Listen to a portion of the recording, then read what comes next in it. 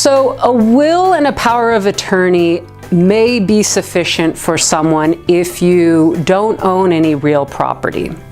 So a will transfer assets to whom you want them to go to,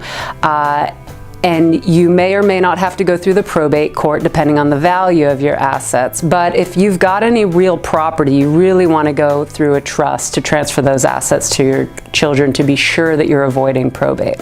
But let's just use the example of someone who doesn't own a home and they have a pretty modest estate. Maybe they have a bank account that has $30,000 in it, maybe some investments are $20,000, and that's really all that they have. You can use a will and a power of attorney to cover you at death and also cover you during incapacity during your life, but it's just not quite as secure as using a trust. If you take a power of attorney into a bank and they show it to their legal department, and their legal department may say, well, I don't know, this document was executed several years back, so we're not sure if it's still valid, and a lot of times they will reject your power of attorney that you've brought in. So if I do have a client who doesn't have any real property and they'd like to sort of keep things as simple as possible and just use powers of attorney and a will, the number one recommendation that I can make is go into your bank, whatever financial institution where your accounts are held, and execute their internal power of attorney documents, because that will